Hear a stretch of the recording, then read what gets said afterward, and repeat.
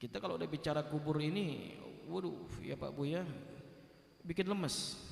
Karena kenapa? Memang itulah salah satu alam yang mesti kita lewati.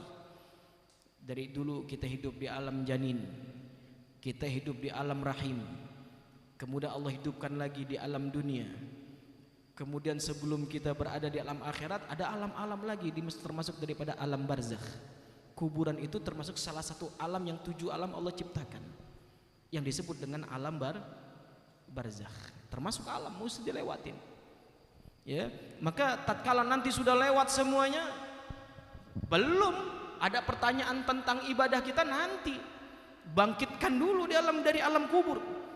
Kita menunggu di atas alam kubur kita Pak, untuk digiring ke padang mahsyar, untuk digiring ke agenda selanjutnya, berkumpul di padang mahsyar, berkumpul di padang tempat yang begitu besar. Seluruh makhluk dari mulai zaman Nabi Adam sampai makhluk terakhir kumpul di tempat tersebut.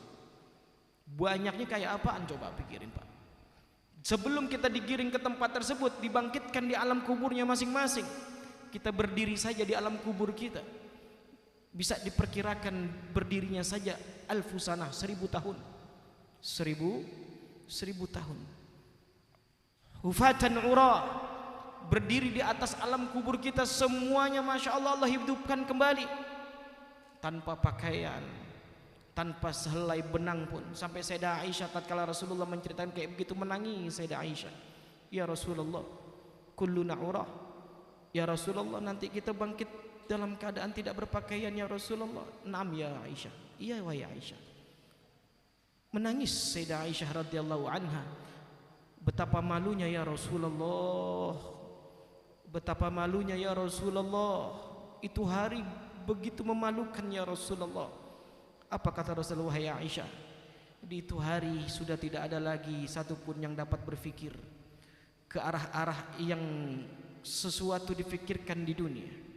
Semuanya sudah ketakutan, semuanya sudah merinding, sudah betul-betul pikirannya bagaimana nanti ke depannya.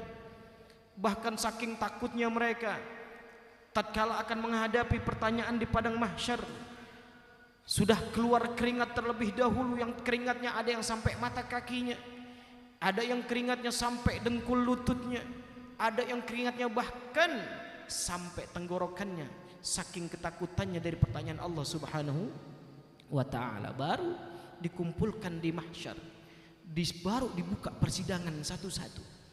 Tatkala ditanya daripada makhluk satu-satu, satu persatu ditanya oleh Allah Subhanahu wa ta'ala, enggak bisa mereka menjawab dengan mulut mereka, yang menjawab tangan mereka, kaki mereka, mata mereka. Maka dalam surah Yasin sudah diberikan gambarannya.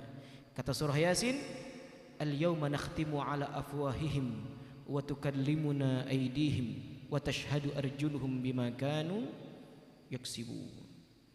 Kami tutup mulut mereka, nakhtimu ala afwahihim wa tukallimuna aydihim, tangan yang akan menjawab pertanyaan Allah, wa tashhadu arjuluhum, kaki yang akan bersaksi dalam pertanyaan-pertanyaan Allah.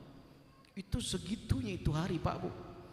Segitu takutnya harusnya kita tatkala membaca surah Yasin itu harusnya kita menangis. Di dalamnya itu betul-betul keadaan yaumul qiyamah Allah detailkan. Tatkala kita membaca surah Yasin itu gambaran hari kiamat bagaimana nanti di padang mahsyar Allah jelaskan sejelas mungkin.